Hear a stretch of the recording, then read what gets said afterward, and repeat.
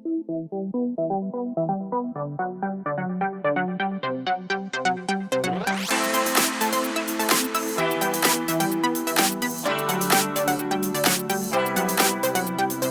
लोग आज पढ़ने वाले हैं रासायनिक समीकरण के बारे में।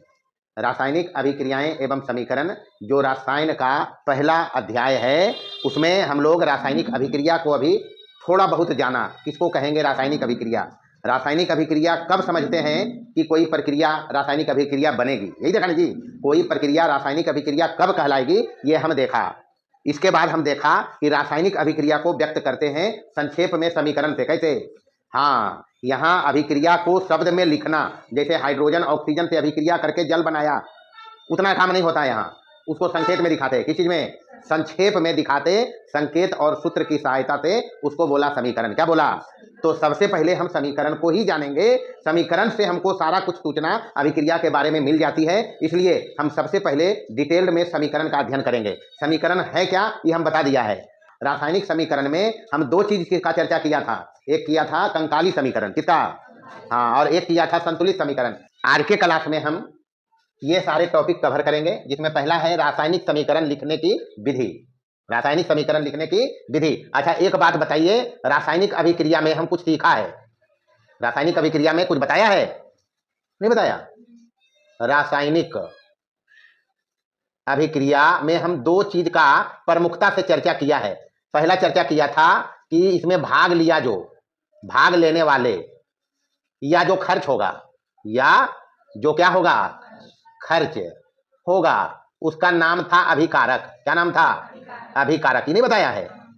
अभिकारक बताया। अंग्रेजी में इसको बोलेंगे रिएक्टेंट। क्या बोलेंगे? अच्छा, ये सब चर्चा किया है हम। दूसरा चीज बताया है कि अभिक्रिया के उपरांत जो बनेगा, उसका नाम है प्रतिफल या फिर उत्पाद। ये तो बताया ना जी, प्रतिफल या उत्पाद। अंग्रेजी में कहेंगे इसको प्रोडक्ट। क्या बोलेंगे? पहले इस चीज को समझ लो। हम अभी पहला टॉपिक देखने जा रहे हैं, रासायनिक समीकरण लिखेंगे कैसे। कैसे लिखेंगे? अभी जैसे शब्द समस्या कोई दे दे तो रासायनिक समीकरण लिखोगे कैसे? तो रासायनिक समीकरण लिखने की विधि, कुछ स्टेप्स है इसमें। रासायनिक समीकरण लिखने में हम जानते हैं, रासायनिक समीकरण कुछ नहीं है, रासायनिक अभिक्रिया का संक्षिप्त निरूपण है। जो बनाया जाता है उसमें अभिकारक जो भाग लिया, जो भाग लेने वाला क्या कहलाया, और बनने वाला, ये दोनों का संकेत या सूत्र का उपयोग करके उस अभिक्रिया को व्यक्त करते हैं संक्षेप में, वो कहलाया रासायनिक समीकरण। मतलब इस पर फोकस करना है, अभिकारक और प्रतिफल पर। तो रासायनिक समीकरण जब भी लिखेंगे तो ध्यान रखना, बाएं तरफ अभिकारक लिखना है। क्या लिखेंगे? हाँ, मोटा मोटी समझ लो क्या करना है। अभिकारक लिखते हैं दाएं तरफ। बाएं मतलब इधर, ये बायां है, दाएं मतलब, तो दाएं तरफ उत्पाद लिखेंगे। क्या लिखेंगे? उत्पाद या प्रतिफल। पहला चीज तो ये ध्यान रख लो, जब भी हमको कोई रासायनिक अभिक्रिया को समीकरण से व्यक्त करना होगा तो बाएं तरफ क्या लिखना है, जो खर्च होगा। दाएं तरफ क्या लिखेंगे, जो बनेगा। अभिकारक एवं उत्पाद के बीच तीर का निशान लगाना है। क्या लगाना है? तीर चिन्ह लगाना है। लगाते हैं। पहला काम तो ये है भैया, जब भी समीकरण हमको लिखना है किसी भी रासायनिक अभिक्रिया का, तो बाएं तरफ अभिकारक लिखियो, दाएं तरफ क्या लिखियो, उत्पाद, या दोनों के बीच क्या देंगे। अगर कभी पूछे कि रासायनिक समीकरण में अभिकारक और उत्पाद के बीच कौन सा चिन्ह होता, पहला चीज ये ध्यान रखियो। दूसरा चीज ध्यान रखना है, दो या दो से अधिक अभिकारक या उत्पाद की स्थिति में उनके बीच जोड़। अब एजा जोड़ के मतलब जोड़ना नहीं, जैसे गणित में जोड़ते हैं, ई लगा 3 + 2 बराबर कितना, तो जोड़ मतलब जोड़ना नहीं। एजा समझना है कि दोनों मिल के अभिक्रिया किया, समझ गया। जोड़ का मतलब एजा दोनों मिला है, ये दोनों को हमें लिया है, तो बीच जोड़ का चिन्ह लगाते हैं। क्या लगाएंगे? हाँ, दूसरा काम ये करना भैया, पहला काम जब समीकरण लिखेंगे अभिक्रिया का तो बाएं तरफ अभिकारक, दाएं तरफ उत्पाद, दोनों के बीच तीर का चिन्ह। दूसरा काम, जब दो या दो से ज्यादा अभिकारक होगा या उत्पाद तो उनके बीच कौन सा चिन्ह लगाना है। एजा ये समझना कि जोड़ का मतलब गणित वाला जोड़ नहीं है कि 2 + 3 = 5। एजा जोड़ के मतलब कि दोनों मिला और ई बना, ये समझना, समझ दिया। अच्छा, तीसरा काम करना। तीसरा काम, चूंकि रासायनिक अभिक्रिया में बताया है हम, रासायनिक संयोग के नियम का पालन होता है। उसमें द्रव्यमान संरक्षण का नियम नोमा पढ़ाया था। उसमें बताया था पदार्थ की ना तो उत्पत्ति होती है ना तो खर्च होता है। तो पदार्थ जो अभी हम लिया था जितना परिमाण में, उतना उधर होना चाहिए। भार के अनुसार जितना अभिकारक हम लिया है उतना उत्पाद का भी भार होना चाहिए, तभी वो रासायनिक समीकरण अभिक्रिया का वास्तविक निरूपण होगा। तो तीसरा काम करना, दोनों ओर मतलब अभिकारक के तरफ और प्रतिफल के तरफ तीर चिन्ह दो तरफ बनाया है। ये जो तीर निशान है समीकरण को दो पार्ट में डिवाइड करेगा, एक तरफ अभिकारक वाला और दूसरा तरफ उत्पाद वाला। दोनों ओर विभिन्न परमाणुओं की, विभिन्न तत्वों, दोनों ओर विभिन्न तत्वों की परमाणुओं की संख्या को बराबर कर लिया जाता है। क्या करेंगे? हाँ, तभी तो रासायनिक संयोग के नियम का पालन होगा, संख्या को बराबर कर लिया जाता है। तीसरा काम ये करेंगे, दोनों ओर विभिन्न तत्वों की परमाणुओं की संख्या को क्या कर लिया जाता है। जब ऐसा हो जाएगा तो उसको कहेंगे संतुलित समीकरण। कैसा समीकरण? संतुलित का तो यही परिभाषा था कि जब अभिकारक और उत्पाद के तरफ विभिन्न तत्वों के परमाणुओं की संख्या समान हो तो उसको कहेंगे संतुलित समीकरण। इस प्रकार प्राप्त समीकरण संतुलित समीकरण कहलाता है। कैसा समीकरण? संतुलित समीकरण कहलाता है। नोट करके ध्यान रखना। क्या ध्यान रखेगा? यहां किया क्या? दोनों ओर विभिन्न तत्वों की परमाणुओं की संख्या को बराबर कर लिया जाता है। जब ऐसा हो जाएगा तो उसका नाम हो गया कैसा समीकरण? यदि दोनों ओर मतलब अभिकारक और प्रतिफल की ओर, दोनों ओर विभिन्न तत्वों की परमाणुओं की संख्या समान नहीं हो तो उसे कंकाली समीकरण कहते हैं। कैसा समीकरण? हाँ, कंकाली समीकरण बताया था, पिछले क्लास में नहीं बताया था, कंकाली समीकरण कहते हैं। ये ध्यान रखियो। तो जब कभी हमको रासायनिक समीकरण लिखना होगा तो ये तीन बात ध्यान में रखेंगे। पहला बात, अभिकारक को बाएं ओर लिखियो, उत्पाद को दाएं ओर लिखियो, दोनों के बीच कैसा चिन्ह लगाइयो। अगर दो या दो से ज्यादा अभिकारक या उत्पाद होगा, अभी दिखाएंगे हम एग्जाम्पल में, तो दोनों के बीच कैसा चिन्ह लगाएगा? जोड़ का चिन्ह लगाएंगे। यहां जोड़ का मतलब ही नहीं समझना कि जोड़ दिया है, मतलब ये दोनों भाग लिया है, आमुक अमुक बना है, ये समझना। दोनों ओर विभिन्न, जब ये काम कर लोगे उसके बाद तीसरा स्टेप क्या करना है? दोनों ओर विभिन्न तत्वों की परमाणुओं की संख्या को बराबर कर लेंगे, और जब बराबर होगा तो उसका नाम कैसा समीकरण? और जब बराबर नहीं होगा ऐसी संकेत सूत्र लिख के आप समीकरण बना देंगे, और दोनों तरफ विभिन्न तत्वों के परमाणुओं की संख्या समान नहीं होगी तो उसका नाम क्या होगा? कंकाली समीकरण। आइए इस बात को उदाहरण से समझते हैं। उदाहरण से समझिए। अभिक्रिया हम लिखेंगे इधर पहले शब्द में, फिर समीकरण लिखेंगे, बाद में डिसाइड करेंगे समीकरण कंकाली है या संतुलित। अभिक्रिया लिखता है हम पहले शाब्दिक रूप में, मतलब शब्द समीकरण। हाइड्रोजन अभी एक लिखा भी था, फिर से चर्चा करते हैं। चलो, हाइड्रोजन ऑक्सीजन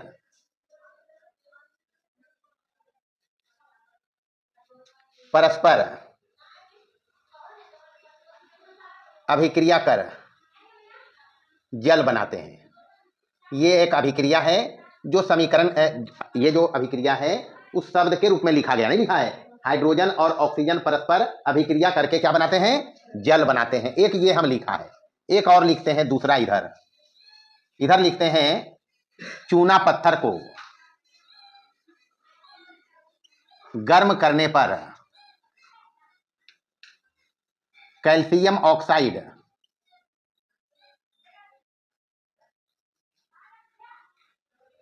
ऑक्साइड एवं कार्बन डाइऑक्साइड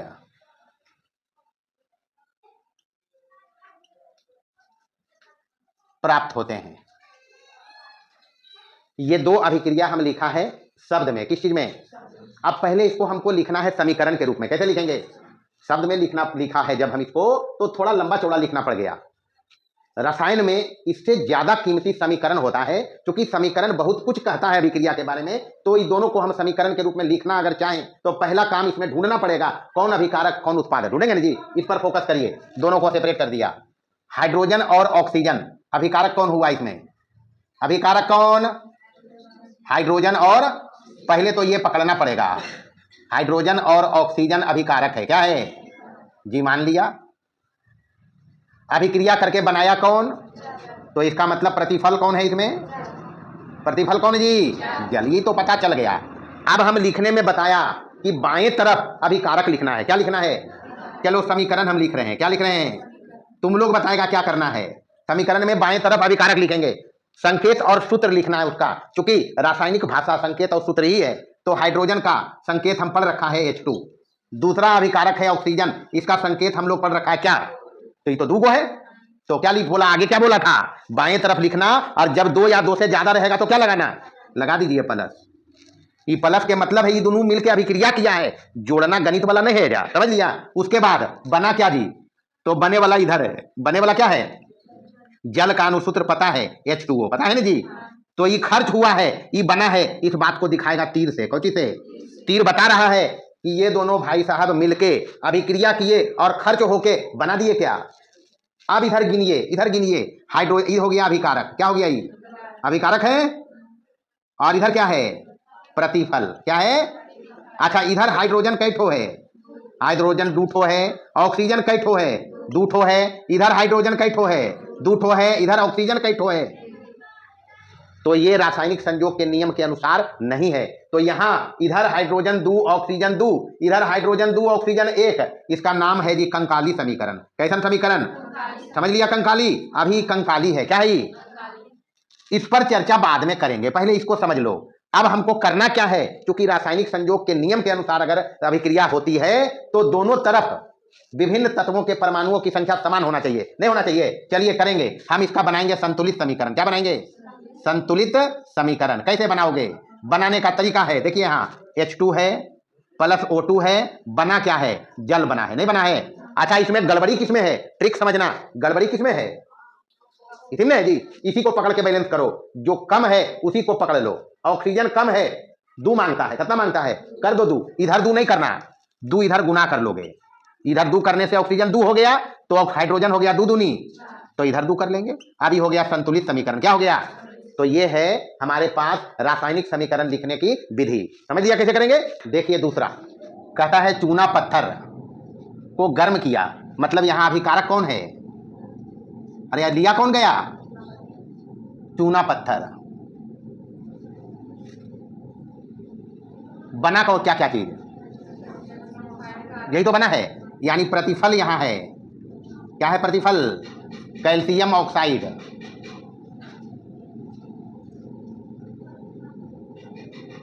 और क्या? Carbon dioxide.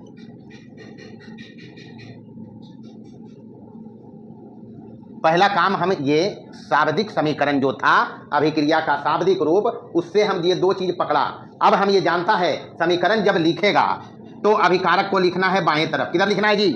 तो बाएं तरफ में चूना पत्थर का सूत्र होता है कैल्शियम कार्बोनेट, CaCO3। CaCO कार्यक्रम हुआ है, गर्म किया गया है। क्या किया है? गर्म किया, तो बनाया क्या क्या है? Calcium oxide. कैल्शियम ऑक्साइड ये है, और क्या बना है? Carbon dioxide. यही बना जी। तो 1 को खर्च हुआ, 2 को बना, तो प्लस का चिन्ह देंगे। ये हो गया समीकरण। अब गिन लो, इधर अभिकारक है, इधर क्या है? कैल्शियम परमाणु कै है इसमें बउआ? कार्बन कै है बउआ? ऑक्सीजन कै है बउआ? कार्बन 1 है बेटा, ऑक्सीजन कै गो है? 3। यहां देखें, अब प्रतिफल की तरफ कैल्शियम 1 है ना जी, ऑक्सीजन 1 और 2 कै है? 3, और कार्बन कै है? बात तो पक्का है इसमें। इधर भी कैल्शियम 1, इधर भी कैल्शियम 1, इधर भी कार्बन 1, इधर भी कार्बन 1, इधर भी ऑक्सीजन 3, इधर भी ऑक्सीजन 3। इसमें कुछ करना ही नहीं पड़ा, तो ये संतुलित समीकरण है। क्या है ये? तो इस प्रकार से हम लिखेगा रासायनिक समीकरण को। समझ लिए कैसे लिखेंगे? हाँ, यहां समझ लिए, घर में जब तक पढ़ेंगे नहीं होंगे, इसलिए पढ़ना भी पड़ेगा। देखिए इधर तीसरा एग्जाम्पल लिखा, पहले इसमें अभिकारक और प्रतिफल ढूंढिए, तब समीकरण लिखेंगे। क्या कहा? कैल्शियम कार्बोनेट तनु हाइड्रोक्लोरिक अम्ल के साथ अभिक्रिया किया, यानी यहां अभिकारक कौन कौन है जी? पहले काम यही करना है, अभिकारक लिखिए, क्या है इसमें अभिकारक? कौन कौन है? कैल्शियम कार्बोनेट, और क्या? और तनु हाइड्रोक्लोरिक अम्ल, तनु हाइड्रोक्लोरिक अम्ल, ये अभिकारक हुआ। बना है क्या क्या? अभिक्रिया करके बनाया कैल्शियम क्लोराइड, कार्बन डाइऑक्साइड, और क्या? यानी यहां प्रतिफल 3 हैं। कितने? अभिकारक 2 और प्रतिफल कितने? कौन कौन? कैल्शियम क्लोराइड, कैल्शियम क्लोराइड, उसके बाद कार्बन डाइऑक्साइड, ये तो है कार्बन डाइऑक्साइड, और क्या है अभी प्रतिफल में? और क्या है? जल। पहला काम तो ये करना है। अब इसको लिखना जरूरत नहीं है, लिखना नहीं है, ये देख के पकड़ लेना है। हमको तो लिखना है समीकरण। क्या लिखना है? हाँ, तो ये काम करके थोड़े हम लफड़ा में जाएंगे पढ़ने। हम यहाँ से देख के, अभी तो हम सिखा रहे हैं तो हम लिख के बता रहे हैं। हमारा काम है सिखाना, तो हम लिख रहा है। जब सीख जाओगे तो लिखने की आवश्यकता नहीं। पकड़ो अभिकारक कौन कौन है इसमें, समीकरण में लिखता है। इधर समीकरण क्या होगा जी? कैल्शियम कार्बोनेट का अभी लिखा था, संकेत नहीं लिखा था, सूत्र लिखा था इसका CaCO3। और क्या है अभिकारक? तनु हाइड्रोक्लोरिक अम्ल, ये है हाइड्रोक्लोरिक अम्ल। तनु मोटा पर नहीं जाना अभी, ये हाइड्रोक्लोरिक अम्ल है, 2 गो है, प्लस कर दें। कर दिया? बना क्या क्या है? बना क्या क्या है? कैल्शियम क्लोराइड, कैल्शियम क्लोराइड, और क्या बना जी? कार्बन डाइऑक्साइड, और क्या बना जी? जल। यही तो बना है। अच्छा, ये 2 ठो था, प्लस दे दिया। बनने वाला 3 ठो है। कई ठो है? प्लस दे दिया तीनों के बीच। लिखा था कि अभिकारक को बाएं तरफ लिखिए, उत्पाद को दाएं तरफ लिखिए। 2 या 2 से ज्यादा है तो प्लस का चिन्ह लगाइए, प्लस का चिन्ह लगा दिया। अब कहा दोनों के बीच तीर का चिन्ह दो। क्या दो भाई? बताएंगे हम कि हम पहले ही लिया था, जब अभिक्रिया हुआ पूरा तभी हमको मिला है। तो ये अभिकारक, और ये क्या? समझ लिया? इधर अभिकारक, इधर प्रतिफल, इधर कौन चीज है? अभिकारक। अब देखते हैं ये समीकरण है कैसा, कंकाली है या संतुलित है। और ये है प्रतिफल, इधर क्या है?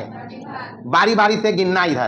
इधर अभिकारक, इधर प्रतिफल। कैल्शियम कैठो, कैठो, कार्बन कैठो, है नी जी, और ऑक्सीजन कैठो, 3 ठो, और हाइड्रोजन कैठो, 1 ठो, क्लोरीन कैठो, क्लोरीन कैठो, 1 ठो। ये मिला कैल्शियम 1 ठो, कार्बन 1 ठो, और क्या ऑक्सीजन 3 ठो, हाइड्रोजन 1 ठो, और क्लोरीन कैठो। इधर गिनिए, इधर कैल्शियम कैठो, 1 ठो, क्लोरीन कैठो, 2 ठो, कार्बन कैठो, ये क्लोरीन है, ऐसा नहीं समझना ही कार्बन है। हाँ, कार्बन यहाँ है भैया। कार्बन कैठो, 1 ठो, उसके बाद ऑक्सीजन कैठो, आप यहाँ है 2 1 3 ना बुआ। प्रतिफल के तरफ टोटल गिनना है, कैगो है? तो कैल्शियम एजे खाली है, इधर तो नहीं है, तो कैल्शियम 1 ठो, क्लोरीन एजे खाली है 2 ठो, तो 2 ठो, कार्बन 1 ठो तो 1 ठो, ऑक्सीजन 2 ठो यहाँ, 1 ठो यहाँ, कैगो हो गया? ऑक्सीजन कैठो। इसके बाद और हाइड्रोजन रहा, क्या रहा? तो हाइड्रोजन कैठो है बुआ? हाइड्रोजन 2 ठो नहीं बुआ, एजा 2 लगल है, पूछिया सर, तो 2 ठो हो गए। अब मिलाइए, कैल्शियम 1 ठो, कैल्शियम 1 ठो, कार्बन 1 ठो, कार्बन 1 ठो, ऑक्सीजन 3 ठो, ऑक्सीजन 3 ठो, क्लोरीन 1 ठो, क्लोरीन 2 ठो, लफड़ा हो गया। हाइड्रोजन 1 ठो, हाइड्रोजन, लफड़ा तो हो गया, नहीं हुआ लफड़ा? तो जी कंकाली समीकरण। कैसा समीकरण? ये जो बना अपने पास, ये है कंकाली समीकरण। कैसा है? कंकाली। तो कंकाली है तो इसको संतुलित करेंगे। संतुलित करने का मंत्र अपने पास है। अभी जब यहाँ ये तीसरा में आएंगे, कहाँ है? ये 5वां में है ना। समीकरण को कैसे संतुलित करेंगे वहां हम सिखाएंगे, कैसे करेंगे। यहाँ हमको बराबर करना है। चलिए देखेंगे संतुलित समीकरण क्या है। इसका संतुलित समीकरण लिखेंगे। क्या लिखेंगे? संतुलित समीकरण। बात को समझना, आधा काम संतुलित समीकरण लिखना यही सीख लेंगे। समीकरण को संतुलित करना यही सीख लेंगे, बशर्ते ध्यान रखो समीकरण अपने पास है। क्या है जी? कैल्शियम कार्बोनेट, और अभिक्रिया किया है तनु हाइड्रोक्लोरिक अम्ल के साथ, बनाया क्या है? कैल्शियम क्लोराइड, यही तो बना। और प्लस क्या बना? CO2 बना, और प्लस क्या बना? जल बना। गड़बड़ी कहाँ है पहले पकड़िए, गड़बड़ी कहाँ है? क्लोरीन 1 ठो, क्लोरीन, यही तो गड़बड़ी है। हाइड्रोजन 2 ठो, हाइड्रोजन कई ठो, मतलब गड़बड़ी इस पार्ट में है। इधर 2 ठो, इधर कई ठो, अरे इधर 2 ठो हाइड्रोजन, क्लोरीन कई ठो। तो मोटा मोटी हम एक काम अगर करें तो ये दोनों काम हो जाएगा। देखो यहाँ 2 कर दिया। अब देखो यहाँ, अब गिनो यहाँ। अब कैल्शियम इधर 1 ठो, है जी, कार्बन इधर कई ठो, ऑक्सीजन इधर कई ठो, 3 ठो, और देखो हाइड्रोजन कई ठो। अब इधर देख रहे हैं, इधर लिखल है, समझना अभी अभिकारक की तरफ है। हाइड्रोजन कई ठो, क्लोरीन कई ठो, इधर गिनो। कैल्शियम कई ठो, 1 ठो है, क्लोरीन कई ठो है, कार्बन कई ठो है ठो, ऑक्सीजन कई ठो, हाइड्रोजन कई ठो, मिलाइए। Calcium 1, calcium 1, carbon 1, carbon 1, oxygen 3, 3 ऐसे लिखो। Oxygen 3, hydrogen 2, hydrogen 2, chlorine 2, chlorine 2, काम फिनिश।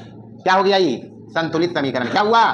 तो ऐसे संतुलित भी करेंगे। तो बहुत है समीकरण सीखना, लिखने में समीकरण 3 उदाहरण दिया है, पढ़ोगे तो बना ही लोगे। चलिए पहला काम हो गया जी, पहला टॉपिक रासायनिक समीकरण लिखने की विधि सीख लिया। दूसरा क्या है? रासायनिक समीकरण का महत्व। बारी बारी से देखें, टाइम जितना लगेगा हम देख ही लेंगे इसको। रासायनिक समीकरण का महत्व। अच्छा, अभी हम रासायनिक समीकरण लिखना देखा है। एग्जाम्पल से पहले समझो, यहां हम एक समीकरण लिखते हैं जल के निर्माण का। जल के निर्माण का समीकरण अभी लिखा था, नहीं लिखा था? क्या लिखा था? संतुलित समीकरण देखना है, 2H2 + O2, और ये बन गया था जल, यही तो है। अच्छा, अगर पूछेगा तो ये हाइड्रोजन है, क्या है? हाइड्रोजन। ये क्या है? ऑक्सीजन। ये क्या है? यही ना जी। अच्छा, ये देखने से ये तो पता चल रहा है। अगर ये लिख दे और पूछे अभिकारक कौन कौन, अभिकारक कौन है जी? आए? हाइड्रोजन और ऑक्सीजन। अच्छी बात है जी, हाइड्रोजन और ऑक्सीजन, बहुत अच्छे। प्रतिफल कौन है इसमें, या उत्पाद? प्रतिफल। तो समीकरण देख के तो ये बता दिया हम कि इसमें अभिकारक कौन है, प्रतिफल कौन है, पता चल गया। चलिए इसको बोलेंगे गुणात्मक सूचना। कैसन सूचना? हाँ, मतलब हमको समीकरण देखने से पहली जानकारी मिली है अभिकारक और उत्पाद के नाम की। इसका नाम क्या रखा? गुणात्मक। बारी बारी से समझना, बारी बारी से। ऐसे लिखा हुआ था तो हाइड्रोजन का एक अणु है, कई अणु? ऐसे लिखा तो समझना हाइड्रोजन का 2 अणु है, कई अणु? मतलब अभिकारक में हाइड्रोजन है 2 अणु। कितने अणु? हाइड्रोजन का 2 अणु, 2 अणु। ऑक्सीजन का 1 अणु से अभिक्रिया किया। ऑक्सीजन का तो एक ही अणु है, ये 2 पर मत जाना, ये 1 अणु को व्यक्त करता है। ऑक्सीजन के 1 अणु से अभिक्रिया किया, अणु से अभिक्रिया किया तो जल का कई अणु बना जी? तो जल का 2 अणु तो बना, जल का ये 1 अणु है, इसके पहले 2 लगा है, तो जल का कई अणु प्राप्त हुआ? 2 अणु प्राप्त हुआ। इसको बोलेंगे आणविक सूचना। कैसन सूचना? ये दूसरा सूचना मिला अपने पास, आणविक सूचना। और देखिए तीसरा नंबर में, 3 नंबर में देखें, यहाँ हाइड्रोजन का 2 आयतन है। हाइड्रोजन का कई आयतन है? थोड़ा शॉर्ट करते हैं, 2 आयतन। ऑक्सीजन का कई आयतन है? 1 आयतन। ऑक्सीजन का 1 आयतन। ये खर्च हुआ है, क्या हुआ है?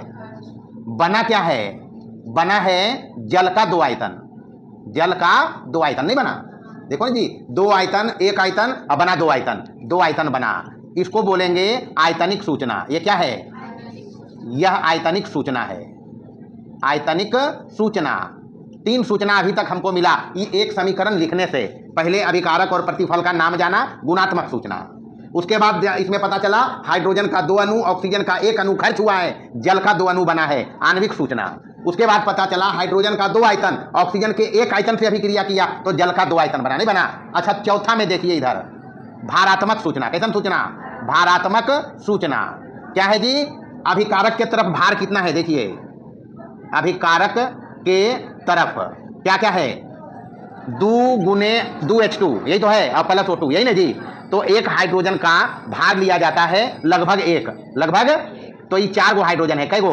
तो 4 × 1 + 2 गो ऑक्सीजन है, और 1 ऑक्सीजन का भार लगभग लिया जाता है 16। तो ये मिल के हो गया 4 और + 16 दूनी बराबर 36 ग्राम। कितना ग्राम? मान लो ये ग्राम में है, 36 ग्राम बना है। इधर जल का 2 अणु, यही बना जी। तो 2 बाहर में है और हाइड्रोजन 2 गो है, तो 2 × 1 और प्लस कितना? +16 बराबर इधर कितना हो गया? ये 2 × 16 कम 16, 2 कम 2 और 16 2 कितना? 18, 18 दूनी 36 ग्राम। कितना ग्राम? तो भार के विचार से 36 ग्राम खर्च हुआ है हाइड्रोजन और ऑक्सीजन, अब बना कई ग्राम है जल? तो यह है भारात्मक सूचना। कैसन सूचना? तो कोई भी रासायनिक समीकरण से हमको ये 4 सूचनाएं मिलती है। कई सूचनाएं? सबसे पहले गुणात्मक सूचना, अभिकारक और प्रतिफल के नाम की सूचना मिला। दूसरा में हाइड्रोजन और ऑक्सीजन कितना कितना अणु खर्च होकर कितना अणु जल बनाया, आणविक सूचना मिला। हाइड्रोजन और ऑक्सीजन के कितने आयतन खर्च हुए, जल के कितने आयतन बने, आयतनिक सूचना मिला। और चौथा भारात्मक सूचना में मिला कि भार के विचार से हाइड्रोजन और ऑक्सीजन 36 ग्राम खर्च हुआ तो बना जल कई ग्राम। तो रासायनिक संयोग के नियम से भी है और ये संतुलित समीकरण है। क्या जी? तो जी ये है रासायनिक समीकरण का महत्व। आइए देखते हैं अगला टॉपिक, रासायनिक समीकरण के दोष। सबसे पहले यहाँ इस अभिक्रिया को देखें। जल के निर्माण में यहाँ समीकरण इसका लिखा हुआ है 2H2 + O2 2H2O। इधर है अभिकारक और इधर है प्रतिफल। अच्छा, ये समीकरण लिखने से इस बात की सूचना हमें नहीं मिल रही है कि अभिक्रिया कब पूरा हो जाएगा, यानी अभिक्रिया के पूर्ण होने के समय की जानकारी नहीं मिलती है। सबसे पहली बात कि यह समीकरण लिखने से इस बात की हमें सूचना नहीं मिलती है कि अभिक्रिया कितने समय में पूरा हो जाएगा। दूसरा, अभिकारकों एवं प्रतिफलों के भौतिक अवस्था की जानकारी नहीं मिलती है।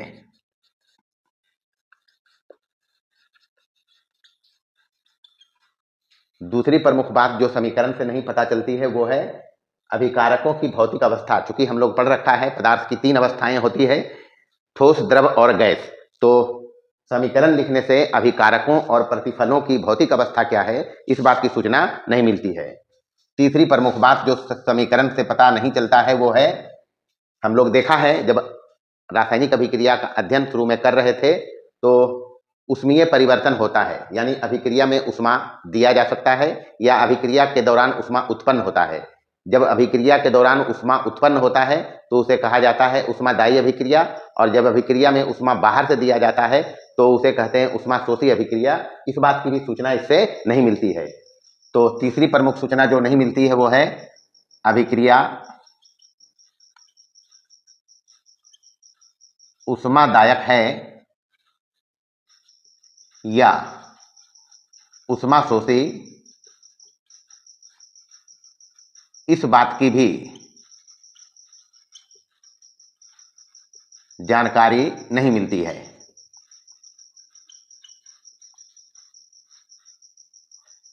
चौथा प्रमुख बात, कुछ अभिक्रियाएं उत्प्रेरक की उपस्थिति में होती है, कुछ ताप दाब की उपस्थिति, कुछ कंडीशन होता है अभिक्रिया का, उस बात की भी जानकारी नहीं मिलती है।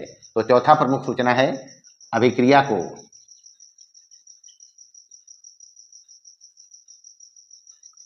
प्रभावित करने वाले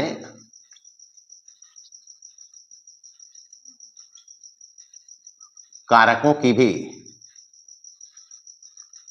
जानकारी नहीं मिलती है।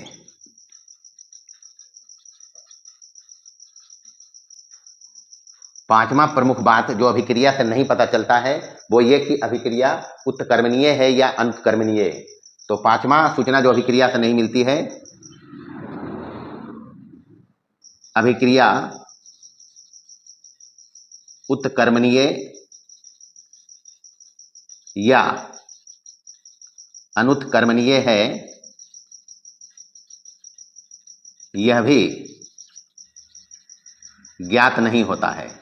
उत्कर्मणीय अभिक्रिया उसको कहते हैं जो दोनों तरफ से होता है, मतलब अभिकारक परस्पर अभिक्रिया करके प्रतिफल बनाते हैं और प्रतिफल पुनः टूटकर अभिकारक में बदल जाते हैं, तो उसको कहेंगे उत्कर्मणीय अभिक्रिया। तो अब समीकरण लिखने से इस बात की सूचना हमको नहीं मिलती है कि अभिक्रिया हमारा उत्कर्मणीय है यानी दोनों तरफ से हो रहा है या फिर अनुत्कर्मणीय, ये भी हमें सूचना नहीं मिलती है। सबसे पहले देखें, हमने अभी रासायनिक समीकरण के दोष को देखा है। तो रासायनिक समीकरण को अत्यधिक उपयोगी बनाएं, इसके लिए कुछ समीकरण में किया जाता है। यानी सबसे पहले पहला काम करेंगे, अभिकारकों एवं उत्पादों की भौतिक अवस्थाओं की सूचना देकर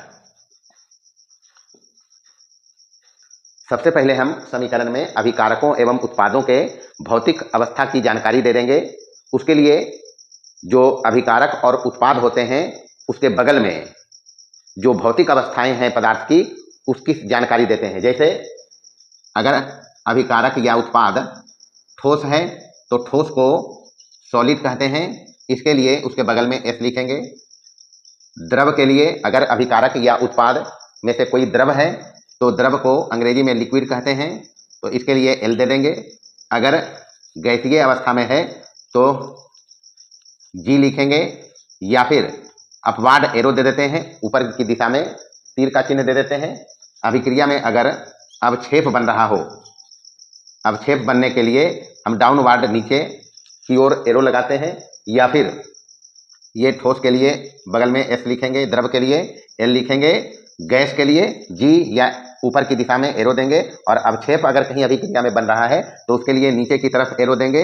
अगर जलीय विलयन होगा अभिकारक या उत्पाद जलीय विलयन की अवस्था में तो उसके बगल में एक्यू लिखते हैं, एक्यू मतलब एक्वस। तो इस प्रकार से अभिकारकों एवं उत्पादों की भौतिक अवस्था की जानकारी देकर अभिक्रिया को अत्यधिक उपयोगी बनाया जा सकता है। जैसे एग्जाम्पल में देखें, जस्ता की अभिक्रिया जब तनु सल्फ्यूरिक अम्ल से कराई जाती है तो जिंक सल्फेट और H2 गैस बनता है। तो यहाँ पर जस्ता ठोस होता है, इसके बगल में एस लिखेंगे, प्लस H2SO4 तनु कहता है, एक्वस लिखेंगे, यहाँ तीर लगाएंगे। ZnSO4 भी तनु में बनता है, एक्वस लिखेंगे, और प्लस H2 गैस होता है, इसके बगल में जी लगा सकते हैं, या फिर इसके बगल में अपवाद एरो देंगे। तो इस प्रकार से अभिकारकों एवं उत्पादों की भौतिक अवस्था की सूचना दी जाती है समीकरण में। दूसरा, अभिक्रिया में ऊष्मीय परिवर्तन की जानकारी देकर,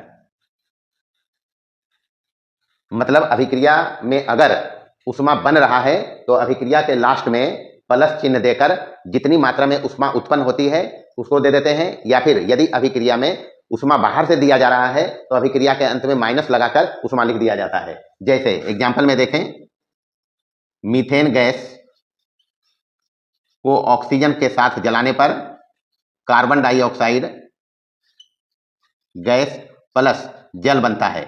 इस अभिक्रिया में 210 किलो कैलोरी ऊष्मा उत्पन्न होता है, तो प्लस का चिन्ह लगा देते हैं। अच्छा, तीसरा प्रमुख काम जो रासायनिक समीकरण को उपयोगी बनाने के लिए किया जाता है वो अभिक्रिया को प्रभावित करने वाले कारकों की जानकारी देकर, कारकों मतलब अभिक्रिया होने के लिए जो शर्त होते हैं उसकी जानकारी देकर। तीसरा जो इसमें काम करना है, अभिक्रिया को प्रभावित करने वाले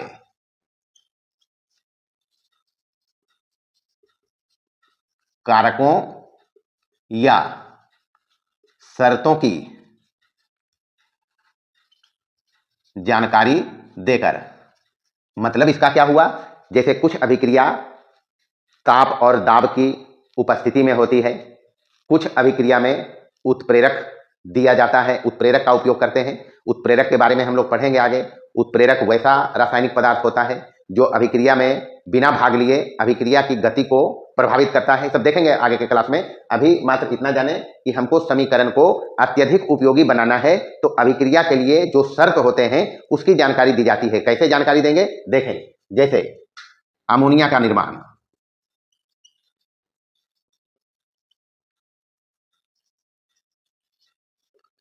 बच्चों अमोनिया का निर्माण हैबर विधि से किया जाता है, जिसमें नाइट्रोजन प्लस हाइड्रोजन, नाइट्रोजन भी गैस है हाइड्रोजन भी गैस है, अभिक्रिया करता है तो बनाता है अमोनिया गैस, NH3 गैस। ये गैसीय अवस्था में होने वाली अभिक्रिया है। इस अभिक्रिया में 150 से 200 वायुमंडलीय दाब की आवश्यकता पड़ती है, प्लस 450 से 550 डिग्री सेल्सियस ताप की आवश्यकता पड़ती है, और इसमें आयरन उत्प्रेरक और मॉलिब्डेनम वर्धक के रूप में उपयोग में लाए जाते हैं। तो इस प्रकार से रासायनिक समीकरण को ज्यादा उपयोगी बना दिया जाता है। उसके कंडीशंस जो हैं या फिर उसको प्रभावित करने वाले कारकों की जानकारी तीर के ऊपर या नीचे देकर इस काम को कर लेते हैं। तो इस प्रकार से हमारा रासायनिक समीकरण जो किसी न किसी अभिक्रिया को व्यक्त करता है उसको अत्यधिक उपयोगी बना सकते हैं। अगला टॉपिक अपना है रासायनिक समीकरण को संतुलित करना। इस अध्याय का अति महत्वपूर्ण काम है रासायनिक समीकरण को संतुलित करना, क्योंकि रासायनिक अभिक्रिया में हमेशा रासायनिक संयोग के द्रव्यमान संरक्षण के नियम का पालन होता है। इसलिए अभिक्रिया को, अगर जो अभिक्रिया है वो रासायनिक संयोग के नियम का पालन करेगा, तो उसमें हमको इस बात का ध्यान रखना है कि उसको जब हम समीकरण से व्यक्त करें तो वो संतुलित हो। तो संतुलित करने के लिए कुछ विशेष काम नहीं करना है, हमको कुछ विशेष बात का ध्यान रखना है। सबसे पहले इसमें हम लोग बैलेंस करेंगे धातु को। धातु अपने पास है जैसे सोडियम, पोटेशियम, कैल्शियम, जस्ता, आयरन, मैग्नीज, ये सभी जितने भी धातु हैं, जब भी समीकरण को संतुलित करना होगा तो पहला काम हम लोग करेंगे जो धातु को बैलेंस करेंगे, यानी धातु को संतुलित करेंगे। ट्रिक है, अपना अपना जुगाड़ है, किताब में हीट एंड ट्रायल है, क्या है उस सब पर नहीं जाएंगे। सीधा सीधी हम संतुलित जब करेंगे तो उसमें सबसे पहले धातु को संतुलित करेंगे। इसके बाद अधातु में जैसे सल्फर है, फास्फोरस है, नाइट्रोजन है, कार्बन है, क्लोरीन है, फ्लोरीन है, ये सभी। लास्ट में हम लोग संतुलित करेंगे हाइड्रोजन और ऑक्सीजन को। ये काम करके इतनी बातों को ध्यान में अगर रखेंगे तो रासायनिक समीकरण को संतुलित करना कोई मुश्किल काम नहीं है। सबसे पहले धातु को संतुलित करना है, ट्रिक है, जुगाड़ है। उसके बाद धातु को करेंगे और फिर हाइड्रोजन और ऑक्सीजन पे आएंगे। यहां हम कुछ एग्जाम्पल लिखा है, जैसे एल्यूमिनियम, सोडियम हाइड्रोक्साइड और जल की अभिक्रिया जब होती है तो sodium aluminate plus hydrogen gas बनता है। अब यहाँ पर हमको इसको बैलेंस करना है। अभी इसमें हाइड्रोजन इधर 2 है, इधर हाइड्रोजन 3 है, बाकी एल्यूमिनियम 1 है, ऑक्सीजन 1 2 है और सोडियम 1 है। तो हमको इसमें सबसे पहले इसमें गड़बड़ी है हाइड्रोजन की संख्या में, इधर 3 है, इधर 2 है। तो इसको 3 बनाने के लिए हमको इधर 3 से गुना करना पड़ेगा। अब 3 जब गुना करेंगे तो ये हो जाएगा 3 दूनी 6 हाइड्रोजन। अब 6 हाइड्रोजन हुआ है और इधर अभी अपने पास है 2 और 1 3, तो इसको करेंगे 2H2O और यहाँ 2 लगाएंगे तो 2 2 4 और ये हो गया 2 6। ऑक्सीजन यहाँ से हो गया 2 और 2 4, सोडियम यहाँ हो गया 2 यहाँ लगाएंगे तो यहाँ ये 2 हो गया, सोडियम 2 हो गया, एल्यूमिनियम 2 हो गया, तो यहाँ करेंगे एल्यूमिनियम को 2। तो इस प्रकार से ये हमारा समीकरण संतुलित हो गया।